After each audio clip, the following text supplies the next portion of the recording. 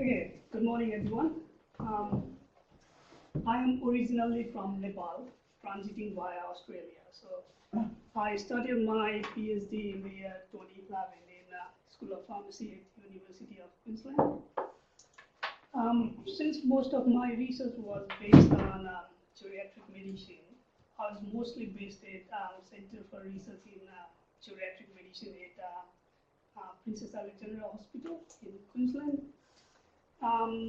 So I'm here for 5 months, as you mentioned. So I've spent a couple of months working with researchers down in Uni Waterloo, McMaster, Toronto, and I'm here to work with Park.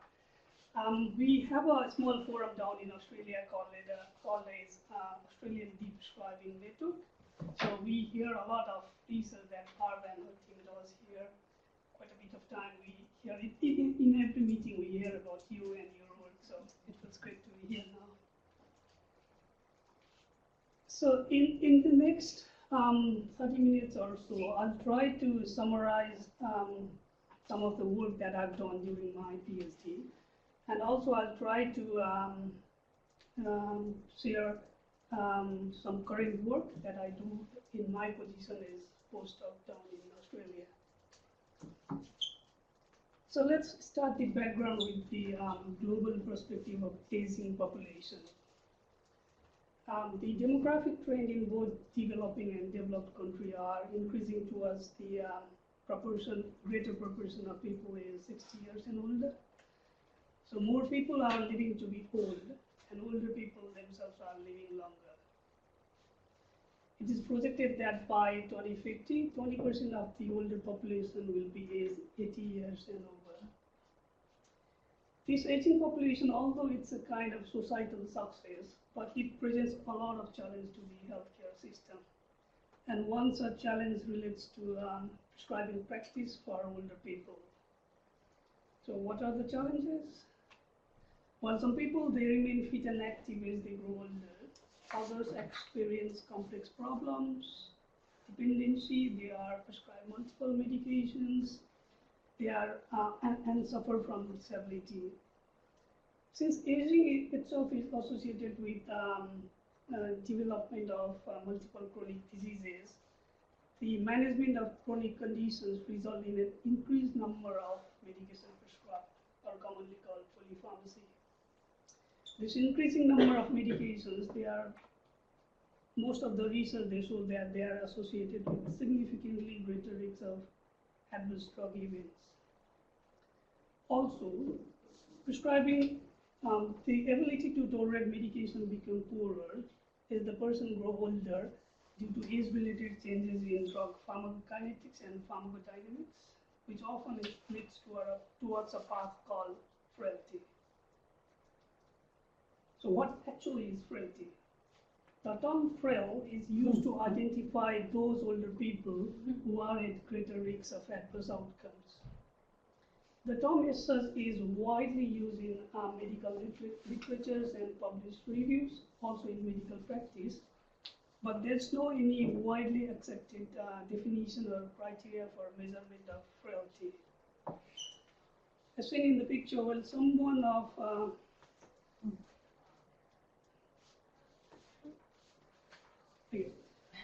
someone is she supposed to do something? I was trying to point it anyway. Oh, the pointer's not working. Yeah. Oh, okay. Well, someone of same chronological age might be robust and independent. The others might experience dependency, will prescribe multiple medications, are on chronic diseases, multiple chronic diseases, and are susceptible to adverse outcomes such as falls, diminished cognition, delirium, prolonged hospital stay, institutionalization, and even death. So it's always the level of frailty that should be dictating care. Not just someone is older should be a criteria to justify the care practice for that particular patients. Therefore,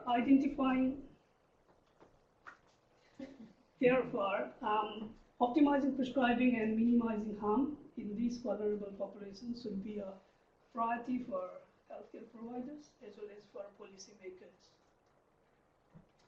Let's just briefly discuss about the pharmacotherapy in older people. Pharmacotherapy is not always synonymous with drug prescribing. It's a complex process that involves age-appropriate drug development and manufacturing, clinical trials, drug testing. It also involves improving quality of life, safety, ease of use, level of patient adherence, and reducing overall caring cost and outcome monitoring. So why is this complex? Pharmacotherapy in older people, why is this phenomenon complex? There are several factors that play an important role, but some of them are factors such as age-related changes in drug pharmacokinetics and pharmacodynamics. Patients have multiple comorbid diseases. There is limited evidence on effectiveness of medication in this age group. And mostly the result is evidence from the result obtained from randomized controlled trial, where the typical older people are excluded. Typical frail older are excluded. And the goal of care should be curative rather than preventive. And as Bob mentioned, there are several studies that only focus on the initiation of medications, and there are quite a handful of studies that particularly focus on ceasing medications that are no longer required. Now let's discuss inappropriate prescribing. Inappropriate prescribing, it has been identified as a significant problem in healthcare today. It ranges from 20 to 40% in primary, 33 to almost 60% in secondary, and 45 to 70% in tertiary healthcare centers. Inappropriate prescribing as such has been defined as the use of particular medicine that poses greater risks of harm than benefit, especially when there are other therapeutic options available for same chronic condition. Also, based on the definition of, based on the concept of age-appropriate definition, it's also defined as overuse of medication when there is no clear indication, misuse of medication in relation to wrong dose, disease, and duration, and underuse of medication when there is a clear indication for that particular medication.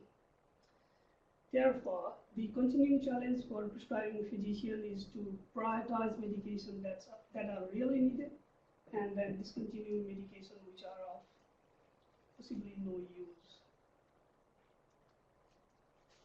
Now, since the pharmacotherapy in older people is challenging and complex, there are several criteria that has been developed to identify the instances of inappropriate prescribing.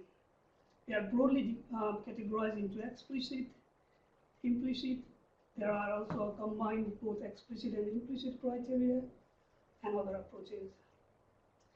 Explicit criteria are generally derived from expert reports and published review, mostly based on the consensus approach like a Delphi technique, and they have a predetermined standard.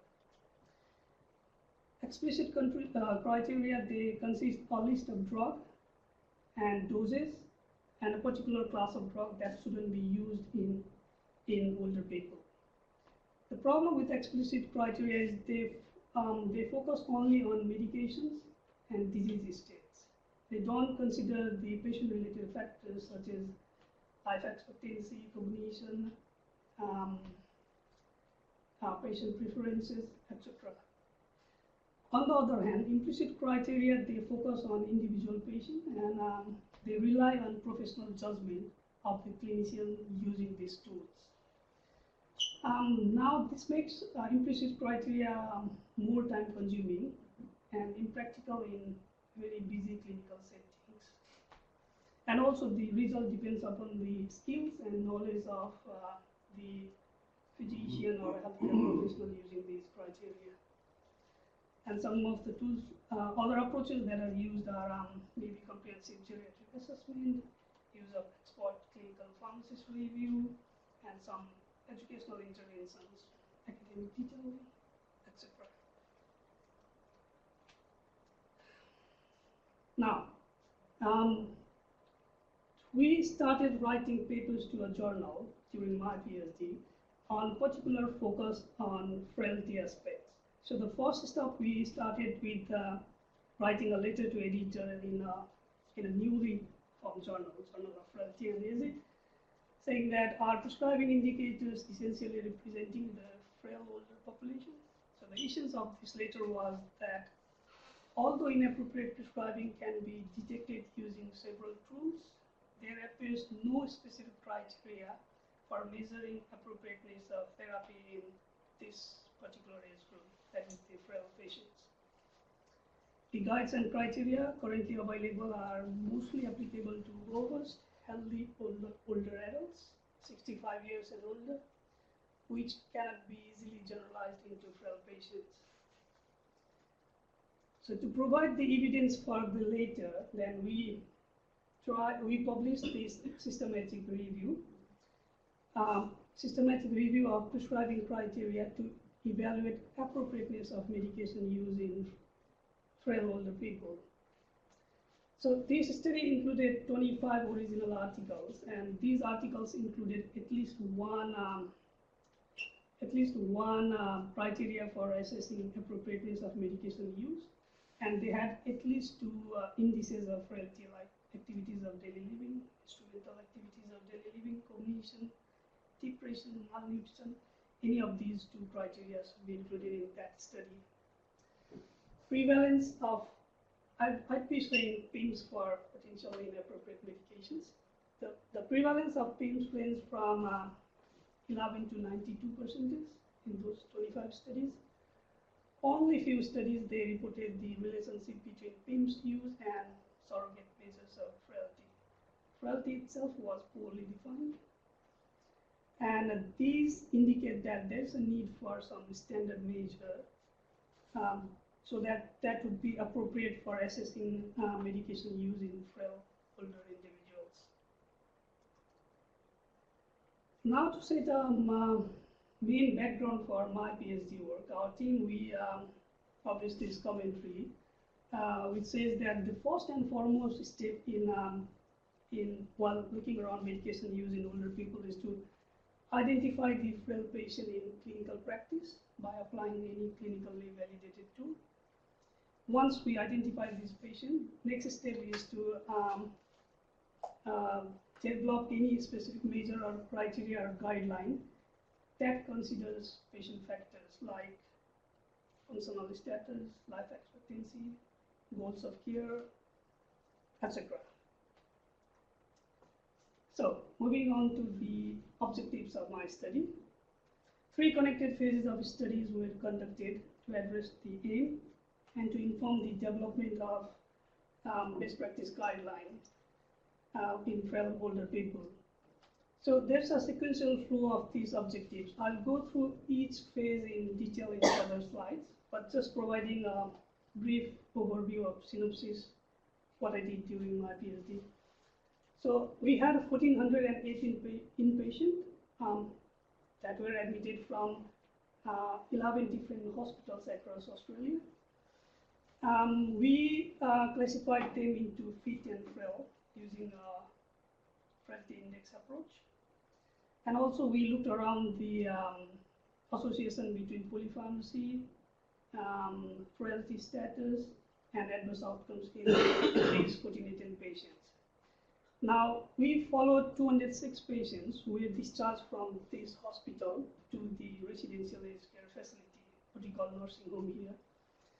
So we tried to look around the prevalence of potentially inappropriate medications in these 206 patients who were discharged from hospital. We found that there were significant amount of PIMS use in this population. Therefore, in next stage, we tried to evaluate whether the involvement of expert geriatrician would then reduce the number of potentially inappropriate medication in these 206 patients. So we looked around geriatrician interventions. So they were successful in reducing quite a number of PIMS, but still there were few instances where PIMS were continued even after the involvement of geriatricians. So in the final step, we tried to develop a algorithm for medication review, particularly targeted to those frail patients, which might be useful for geriatricians or anyone who is looking after the frail older patients to identify and discontinue those potentially inappropriate medications.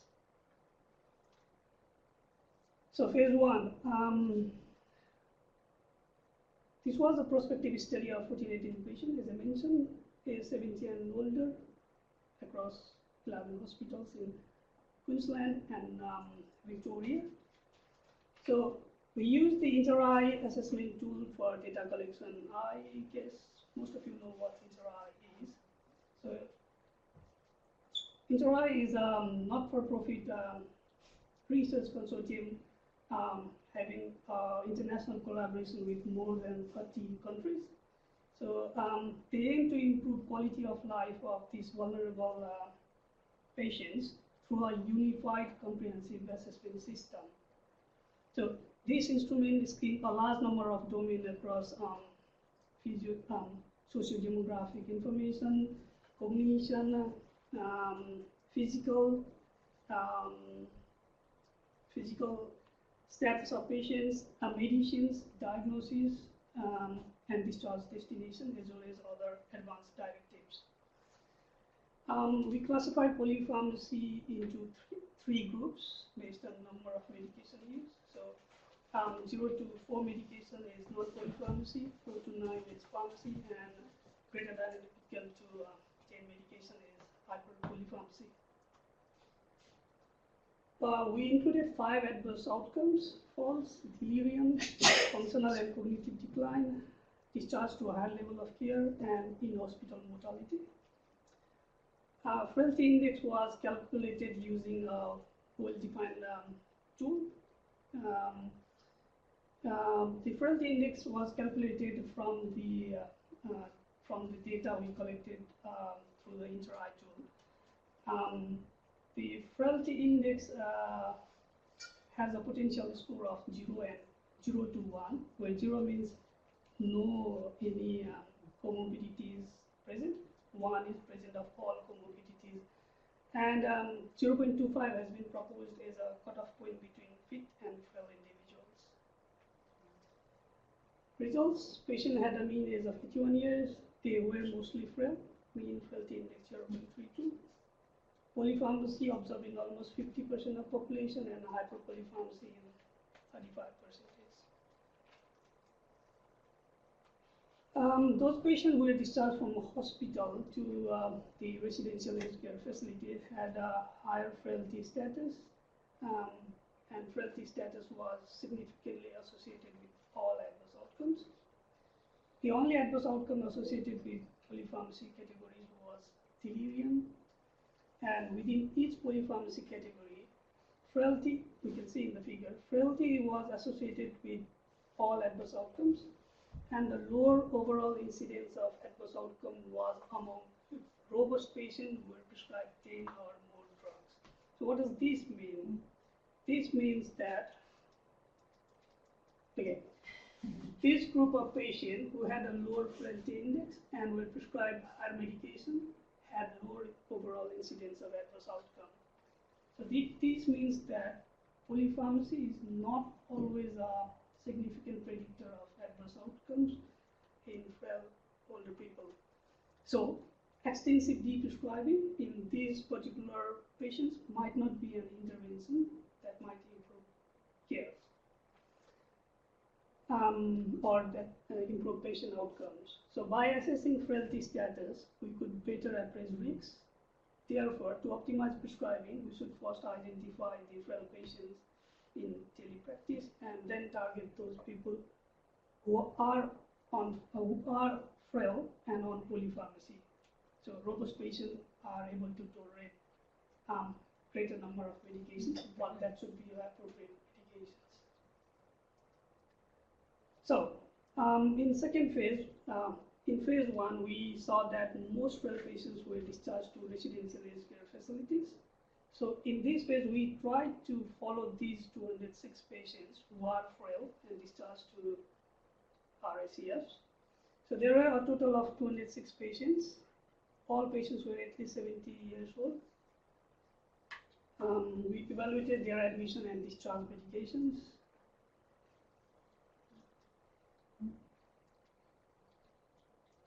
Okay, these are the key characteristics of study population. Mean is 84 years, quite old.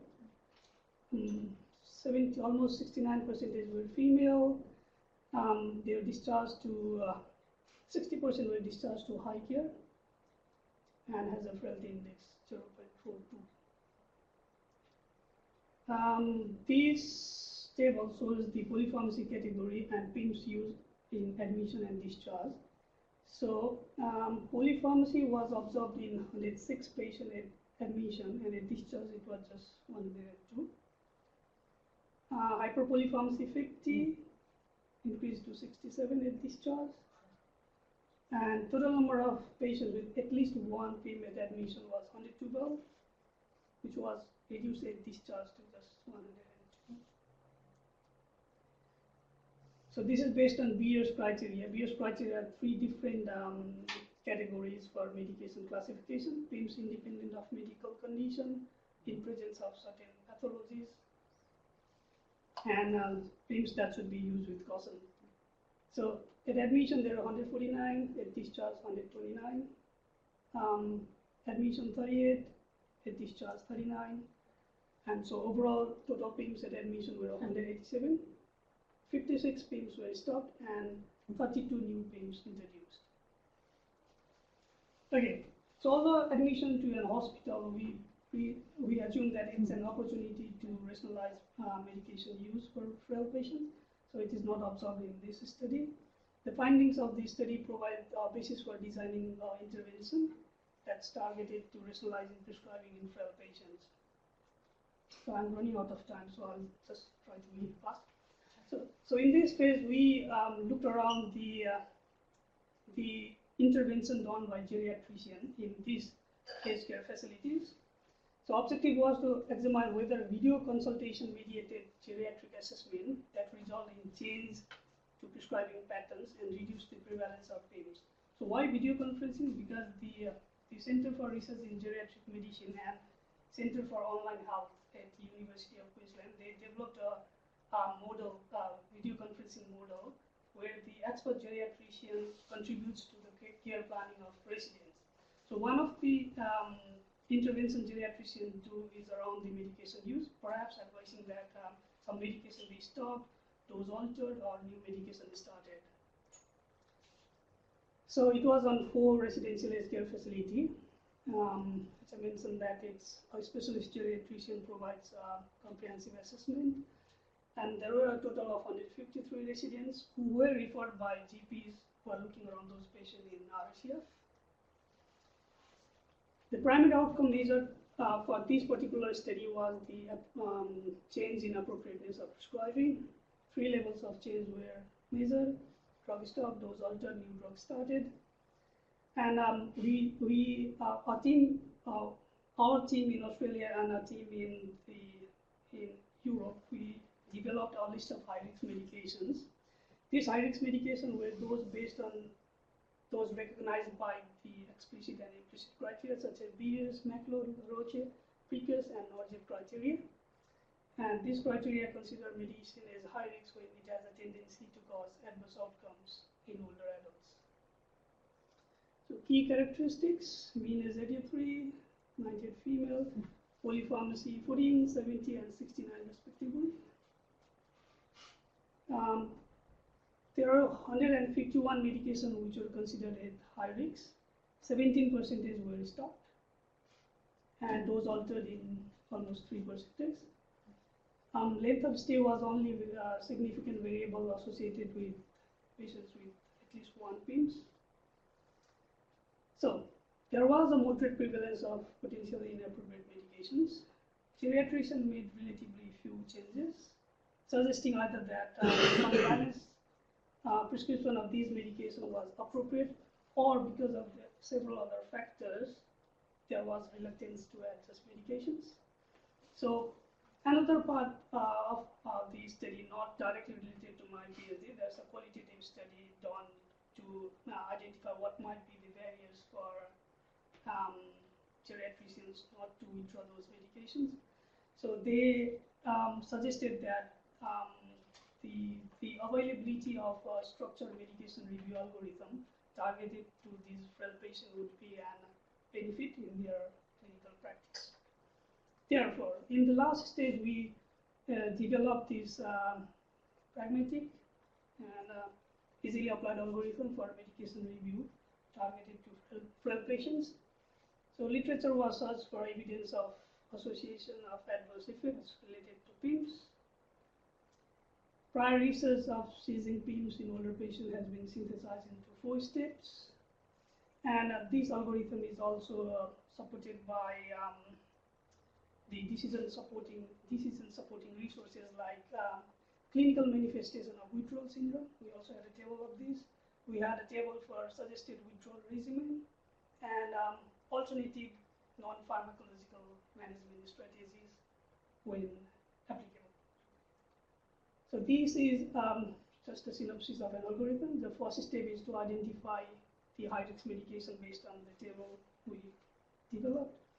And the next step is to justify the diagnosis based on formal diagnostic criteria and also to validate correct indication. Third step is to determine whether the medicine is for symptom control or preventive. Symptom control medication must be assessed based on individual patient case and justify that whether they have a pronounced benefit or risk involved. Preventive medication needs to be withdrawn in every case unless there's an evidence that the risks of, let's say, catastrophic disease event is high or likely to occur in quite a short period of time, like 6 or 12 months. The fourth step is to either consider withdrawing or altering dose or shifting towards the other pharmacological options or non-pharmacological options. So yeah, we proposed a prescribing algorithm. It includes a systematic approach of identifying, evaluating, and if needed, if indicated, withdrawing such medication on an individual basis. So based on the complexity of patients' clinical status and limited availability of benefit involved in this patient group, the algorithm is not intended to be a normative tool, but more sort of cognitive guide to help clinicians or pharmacists or healthcare providers to determine whether in individual patient medication poses any risk of harm. If so, what needs to be done to minimize those harms. So there might be difficulties in using these algorithms. So the potential barriers and facilitators for this algorithm needs to be evaluated in real clinical setting, which we haven't done yet. Okay, overall conclusion and discussion. I know I have just 5 minutes left. Maybe. No, you're okay. You're good, yeah, you're good. You've Don't got worry. 20 minutes until we sort of close the session, but Yeah, finish, Alright. you have only a couple slides. So And I'll go back. No. Okay, the overall discussion and conclusion. Although polypharmacy is generally considered as although polypharmacy is generally associated with adverse health outcomes, in this study it was not an independent predictor of any adverse outcomes that we studied. So frailty, of course, added another dimension to this understanding. So frailty status of patient predicted adverse outcomes. Therefore, this vulnerable population needs to be identified in clinical practice. Therefore, frail patient needs to be targeted, and those patients who are on polypharmacy and frailty needs to be targeted. This would lead to more effective and appropriate prescribing. And frail patients who were discharged from hospital continue to be exposed to inappropriate medications. Therefore, in our study, it suggested there's a need for some intervention that needs to be evaluated in those patients. So we looked around the specialist geriatrician intervention in those patients. Even after the involvement of geriatrician, there were a few instances of inappropriate medication use. So this demonstrated us an opportunity to develop a structures medication review for trying this potentially inappropriate medication. So we developed a pragmatic, easily applied algorithm for medication review so that the clinician can identify which medication needs to be targeted first and discontinued if it's of no use. Future research, future work should focus on including frailty in the clinical practice, validation of the algorithm that we developed in our study needs to be done so that we find the enablers and barriers to its use. And of course, our collaborative approach and our routine use of medication review algorithm might improve quality of practice. So that's my PhD. Now quickly in this slide, I'll explain what I'm doing at the moment in my position as postdoc. So one broad area of the research is looking around the preventive medication used in life-limiting illnesses. So frailty was there for my PhD. So for postdoc, we're looking around the patient with life-limiting illness. We did a big systematic review where we evaluated the use of preventive medication in patients with limited life expectancy.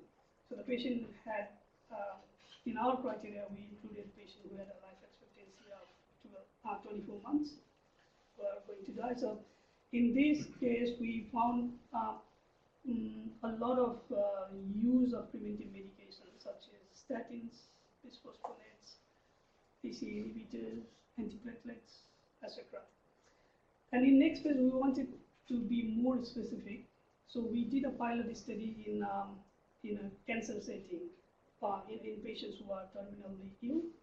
So in this case, we had 53 patients, I guess. And we retrospectively looked around the medication use pattern of preventive medication in this age group. So our criteria was to look around patients with life expectancy of 6 months, at least 6 months.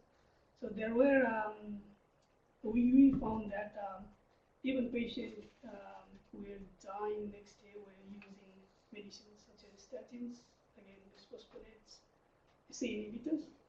So this overall gave us an idea, and we tried to propose a study to gain expert opinion on how best to assess medication use in these life-limiting illnesses, patients with life-limiting illness. So we applied for a grant that's a government competitive funding grant. It's for 4 years fellowship thing. We had 3 reviewers, all 3 were supportive of the idea. They had in a matrix of score, they have all had a highest score. So our team was like, okay, this is already in our court now. So on the day of announcement, there was a long moment of silence. It wasn't funded. It took a while for us to get out of this. So we are applying next year. That's in March, yeah, next year, March.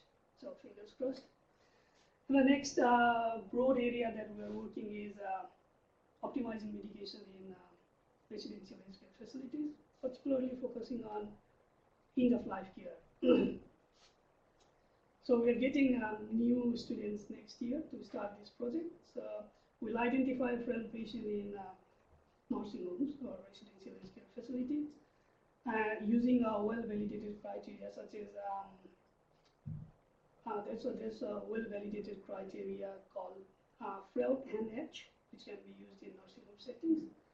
So now, unlike the one I used in my PhD, it had 52 different parameters to be considered, and it might be difficult for a nursing home to incorporate all those 52 parameters. So frail NH scale had only 7 domains, so it's quite relatively easy to identify frail and non-frail patients in clinical settings. Yeah, we are pilot testing at the moment, and if it gets successful, then from next year it will go on full phase. That's it. This is the place where I originally came from. It's a small, tiny city called Pokhara in western part of Nepal. Thank you very much.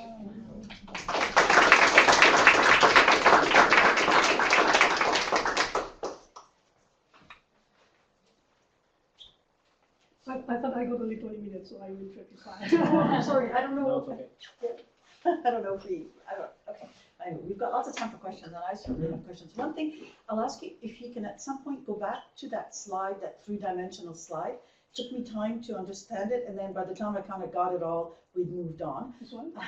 You know the one where it was frailty and outcomes, you know, yeah.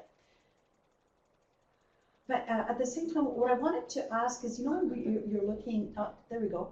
I think, yeah, that's the one. So maybe we'll leave it there and I'll try to wrap my head around it again, and then I might ask another question.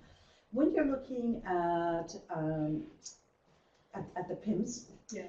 And so you have a certain number of PIMS at baseline or at admission, and then after. What happens if, because this is new to me, this whole field, but I understand that de-prescribing or changing something to an appropriate medication might mean dose reduction and not eliminating it. So how do you deal with that when you're looking, is it just the presence of a potentially inappropriate medication regardless of whether it's been dose reduced, or how do you take that? Right. So in this phase, there's no involvement of any PIMS use. So No, this I just wanted so that I can look at. Yeah, I'm Yeah. planning to get into the next phase. So coming back Okay. to this phase, Mhm. we just included those medications that are present in reuse criteria. So Okay. for this particular Okay. study, Yeah. the reuse criteria has a standard set of medications. Okay. So maybe I can explain you with this slide. Yeah. So Yeah. it's based on independent medical condition. This slide, this part. So this is presence of certain diseases. So if that particular disease is present in a patient, then if the use of PIMS is included, then we put it in this criteria. So independent of medical condition here. So it's not like we looked around that it was reduced or increased, just the presence of PIMS in Okay. the patient medication chart. So what percentage of medication PIMS would potentially no longer be inappropriate once they're dose reduced? You know, so Yeah. So I don't think you can answer the question as what percentage. for you, in general, I'm asking, and not in this study, but in Oh. general. So when we're looking at the 5 medications that you've developed the Right. prescribing guidelines for, and let's say you had 100, patients Right. with these medications. So in what percentage of time in your experience, because I'm trying to see how different the results are based on sort of the, I don't know what you call them, sort of established or the ones that don't use judgment, which would Right. include the dose and all that. So, yeah, so how many? In my clinical experience, probably reducing the dose about half the time achieves the goal of reducing the adverse effects. Yeah.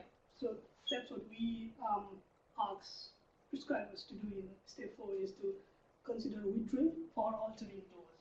So not just removing the medication. So as Bart mentioned, reducing half of the dose might not precipitate that patient to a chance of adverse outcome. Mhm. So that might be done. So this table says that try looking at those aspects, reducing the dose of medications, and if there is still the risks involved, then only withdraw medication. So if 50%, you would achieve your goal by just reducing. Well, it. that's just a Yeah. clinical like that. Current step I haven't medication. Yeah, roughly. Yeah. Okay, that's more than I expected. It's interesting. Thank you. Yeah, I did know, but thank you. If you want to put that slide back on, you know, the one that I was Oh, yeah. asking for, just so that I try to understand. If you don't mind, sort of just walking us through that again, just because I think I understood that even those who are more frail. Yeah. So if they're more frail, despite having a lot of medication, they don't actually have bad outcomes. Is that what this says? Okay. Pharmacy? These groups are, this is hyperpolypharmacy, Oh, so it's this the is other way around. So polypharmacy, it this is. is non-polypharmacy. Yeah. And these indices shows the frailty level of patient. Yeah. So these are non-frail, Okay. these are Yeah. moderately frail, mild, Right. and these are super frail, let's say. Got it. And these are the percentage of adverse outcomes that we consider. We use only 5 adverse outcomes. So the patient who were on hyperpolypharmacy Yeah. and were robust, not frail, Yeah. they had a minimal incidence of adverse outcomes. Yeah. Similarly, those who are Got it. quite frail and on hyperpolypharmacy, they had a higher incidence of adverse outcomes. And were the adverse outcomes specifically related medication adverse, or just any hospitalization or any? So you would expect that those who are more frail are more likely to have adverse outcomes in general. Okay, In I get general. it. So that makes sense, so that follows. Okay, thank you.